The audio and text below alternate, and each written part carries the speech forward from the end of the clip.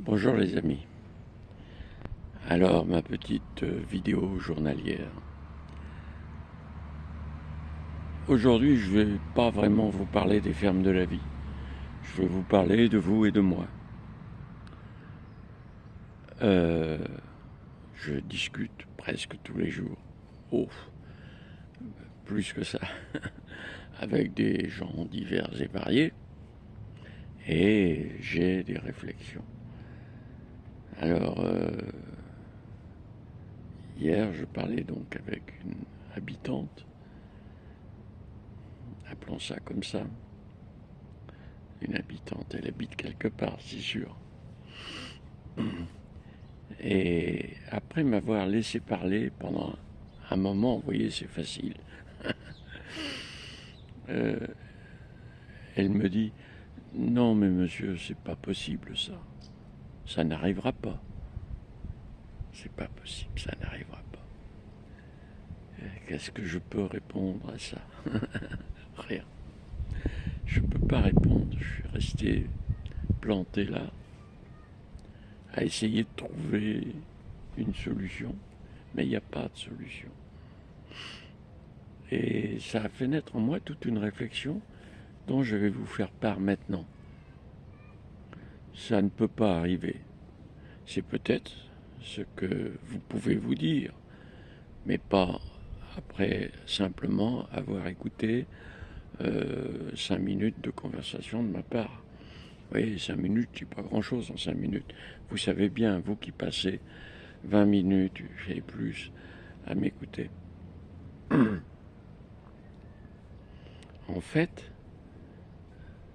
c'est comme si vous étiez dans votre chambre, quelqu'un crie au feu, et vous restez tranquillement assis à lire. Pareil, si quelqu'un crie au feu, il faut aller voir.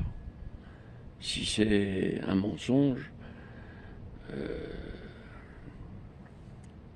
bon, enfin là, vous faites ce que vous voulez. Mais si c'est la vérité, c'est mieux. Donc, qu'est-ce que vous avez fait? Vous êtes allé voir. C'est ça qui est important. Vous êtes allé voir. Alors, on vous dit, la civilisation a des risques de s'effondrer qui augmentent de jour en jour, pour diverses raisons. Plein de gens expliquent ces raisons. C'est pas Didier Lénard. Didier Lénard n'est pas un spécialiste de ces notions d'effondrement, de problèmes de climat, des problèmes de vieillissement des infrastructures, dont certaines, comme l'électricité, si ça s'arrête un jour, là aussi il faut réfléchir. Donc le problème, c'est de vous faire une opinion, mais une opinion éclairée. Alors éclairée, ça veut dire quoi? Ça veut dire que vous avez des moyens de trouver de l'information, questionner des gens, je sais pas moi, enfin, vous vous débrouillez quoi, hein. C'est le jeu de la vie, moi ce que je considère maintenant, après avoir beaucoup souffert de cette ignorance ou de cette ignorance apparente, maintenant je me dis bon ben c'est ça quoi, la nouvelle civilisation va démarrer avec des gens optimum pour elle quoi. Ce sont ceux qui auront accepté de s'investir dans la vie quoi, dans une préparation forte pour pallier à cet inconvénient. Ça n'est qu'un inconvénient, l'effondrement. Pas plus qu'un incendie qui s'approche de vous, même peut-être moins. Simplement, l'effondrement, c'est tout qui s'écroule autour de vous. Quand je dis tout, c'est tout.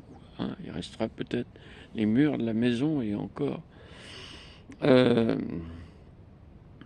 donc voilà, donc c'est une question de responsabilité personnelle. Et je crois que les gens qui refusent de regarder la réalité, la vérité, la vérité, il y a tellement de choses à dire sur la vérité, mais la réalité, hein, que les systèmes de distribution électrique sont vieillissants, que les modes d'encadrement de ce système complexe ne sont pas du tout adaptés, que les précautions ne sont pas vraiment prises. Enfin, si c'est vrai que des panneaux solaires ont été connectés au réseau de distribution électrique et qu'on n'a pas prévu que le réseau de distribution électrique puisse commuter quand les panneaux solaires envoient trop d'énergie qui n'est pas absorbable par le réseau, qu'il n'y ait pas un disjoncteur ou un truc qui saute, c'est de la folie, quoi. Il y a quelque chose qui ne va pas. Les techniciens qui ont fait ça, ils savent peut-être tourner une vis, mais pas calculer P égale UI, quoi. Hein. Bon. Oui, c'est une formule électrique, basique de l'électricité. Bon, donc, basique, hein, totalement basique, hein, c'est presque la première qu'on apprend. Donc, voilà. Donc, ça m'a amené, ça, à des réflexions sur ma façon de vous parler. Bon, d'abord, j'ai essayé de produire des vidéos en demandant à l'IA, je travaille beaucoup avec l'IA, en demandant à l'IA, ça me plaît pas, quoi. Je suis peut-être con, hein, parce que peut-être que ça marcherait, mais ça me plaît pas, et puis c'est quand même beaucoup de travail. Hein, voilà. Donc j'ai décidé, je fais aucun montage, je parle, j'enregistre, je diffuse, point. Ça marchera, tant mieux, ça marchera pas. Je vais pas apprendre un nouveau métier à 80 et quelques ans. J'ai autre chose à faire pour finir ma vie. Bon, alors ça pose le problème de ma voix vers vous, de ma communication vers vous. Il y a, là je passe par un réseau qui s'appelle YouTube, je vais bientôt passer par d'autres réseaux pour des trucs beaucoup extraits de ça, pour toucher beaucoup plus de gens, parce que je suis bien conscient que YouTube, si on ne va pas chercher quelque chose, c'est pas possible de trouver au hasard, quoi, hein. Bon. Et je me suis donc posé la question de la notion d'influenceur, etc. Bon, je suis un influenceur, le succès en moins, pour l'instant. Enfin, j'ai un petit succès quand même. Il y a quand même des gens qui sont complètement impliqués dans les fermes de la vie. Je pense à une petite nana merveilleuse. Je pense d'ailleurs à plein de petites nanas. Bon, c'est un problème des petites nanas. Les mecs, vous fâchez pas, hein. Mais c'est quand même un problème de nana, ça. Et donc, je me suis posé la question de l'honnêteté. L'influenceur, qu'est-ce qu'il fait? Il vous influence. Pourquoi? Pourquoi? Pourquoi? Il a envie que vous ayez des cheveux blonds plutôt que des cheveux noirs. Je crois qu'il n'en a rien à foutre de ça. Ce qu'il veut, c'est gagner du fric. Donc sa motivation, c'est le fric. Et pour malheureusement beaucoup de gens, c'est ça. Enfin, malheureusement, j'en sais rien. C'est le fonctionnement du monde dans lequel on vit et qu'on a construit, hein. Alors, il faut que vous sachiez de manière très forte que les fermes de la vie, ça n'est pas une religion, ça n'est pas une, comment on dit, une... Enfin, je suis pas un gourou, quoi. On ne cherche pas d'argent. On ne vous demandera jamais de l'argent, sauf si j'en ai besoin. Et on risque d'en avoir besoin quand on va mettre en place ce logiciel. Il faut payer un hébergeur. S'il y a 100 appels jour, ça va, je peux payer. Mais si on a 1000 ou 2000 appels jour, le provider revient vers moi en disant « Lénard, ça va pas ». Ça m'est déjà arrivé, hein. Et oui, sur le site lesfermesdelavie.fr, envahi. C'était une autre époque. Et donc, Et donc, un jour, on risque... Mais c'est pas moi qui vais vous demander de l'argent. Je vais vous dire, voilà ce qui se passe, débrouillez-vous, quoi. Hein. Vous voulez que ce soit en ligne. Quel est votre intérêt? C'est pas pour gagner de l'argent. Dans les fermes de la vie, j'ai très peu d'exigences. Mais j'en ai eu, je n'ai que des exigences morales. Morale, ça veut dire sur les fermes de la vie, on ne gagne pas d'argent. On récupère de l'argent parce qu'on en a besoin, même de beaucoup. Mais on ne récupère pas d'argent pour gagner de l'argent. Hein. Nous, ça ne nous intéresse pas. Ce qu'on veut, c'est vivre. Nous, c'est ce qu'on a comme monnaie d'échange. Nous, on peut vous offrir la vie. Hein? Ah, peut-être que vous n'êtes pas conscient du fait qu'on peut vous offrir la vie. Il y aurait deux raisons à ça. Vous ne savez pas que vous risquez votre vie de manière très forte, de plus en plus forte chaque jour, et vous ne savez pas ce que c'est que faire une solution pour résister à ça. Voilà, c'est les deux raisons qui peuvent faire. Donc, bon, je me pose la question de ma légitimité à essayer de vous convaincre de faire quelque chose et pourquoi pas de faire les fermes de la vie. Il n'y a pas de solution comparable aux fermes de la vie. Il n'y a pas de solution qui vous permettront de survivre demain, parce qu'il ne faut pas croire que parce que vous êtes autonome dans votre jardin au fin fond de l'Ariège là-bas, et que même vous êtes entouré par tout un village qui a des fusils, des cartouches, etc., vous allez résister. C'est parce que vous n'avez pas bien réfléchi, vous n'avez pas suffisamment réfléchi. Continuez à réfléchir. Et vous allez arriver à quelque chose comme les fermes de la vie. C'est tout simple, c'est tout bête. Hein. Ce qui est difficile, c'est de trouver les équilibres, c'est de comprendre comment maîtriser l'évolution des humains. Hein.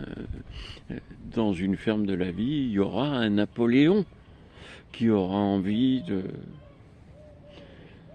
Voilà, comment le maîtriser?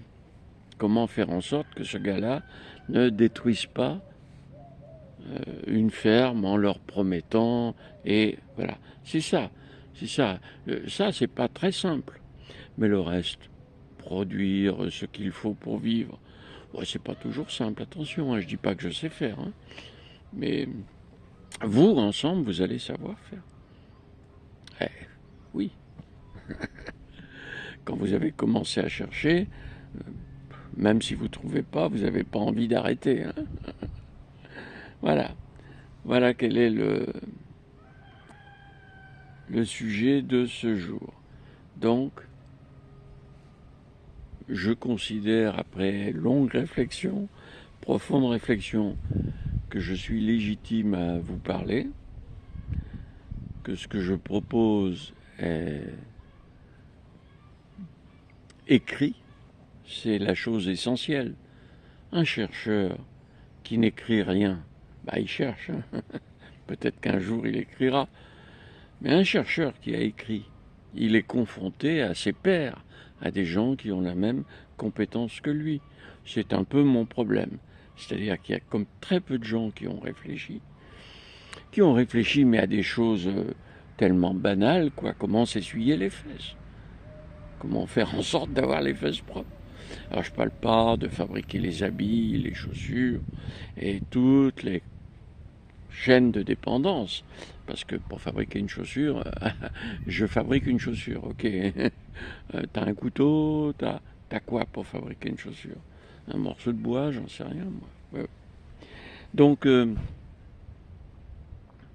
voilà, je pense que cette réflexion qui a été conduite et écrite et mise en pratique dans un système informatique que j'ai beaucoup de mal à terminer. La fin, c'est toujours terrible. Dans un logiciel, il y a toujours un bug ici, un bug là, un truc qui va pas là. Enfin, bon. Mais on va y arriver. La première fois que j'ai fait ce gros bouquin de 400 pages, la fin aussi était très dure. Voilà, mais on avance petit à petit. voilà, donc ça veut dire quoi tout ça? Je vais arrêter là. Ça veut dire que vous avez une responsabilité. Vous avez des qualités, qualités pas au sens de bien ou de mal, des qualités, c'est-à-dire des possibilités.